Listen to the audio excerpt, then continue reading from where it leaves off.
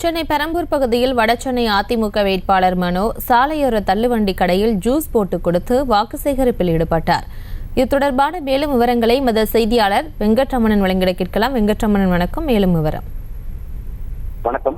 வடசென்னை அதிமுக வேட்பாளர் ராயபுரம் மனோ அவர்கள் பெரம்பூர் பகுதியில் இன்று வாக்கு சேகரிப்பில் ஈடுபட்டார். குறிப்பாக அந்த பகுதியில் இருக்கக்கூடிய சாலையோர கடைகளில் சென்று அவர்களிடம் இரட்டை இலை சின்னத்திற்கு வாக்களிக்குமாறு துண்டு பிரசுரங்கள் வாக்கினை சேகரித்தார்.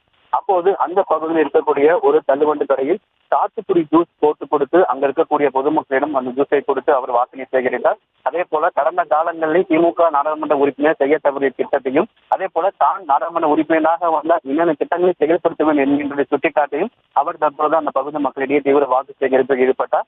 நேற்று தினம் உணவகத்தில் அவர் சப்பாத்தி போட்டு வாக்கு சேகரித்தார். அதே போல இன்றைய தினம் அவர் தள்ளுவண்டி கடையில் சாத்துக்குடி ஜூஸ் போட்டு மக்களிடையே வாக்கினை சேகரித்து வருகிறார். இன்னும் நாடாளுமன்றத்தில் பரப்புரைக்கு இன்னும் சில நாட்களே உள்ள நிலையில் அரசியல் கட்சி தலைவர்கள் தீவிர பிரச்சாரத்தில் ஈடுபட்டு வருகிறார்கள். அதன் ஒரு பகுதியாக வடசென்னை அதிமுக வேட்பாளர் ராயபுரம் மனோ அவர்கள் சாத்துக்குடி ஜூஸ் போட்டு தற்போது வாக்களிடையே வாக்கினை சேகரித்து வருகிறார்.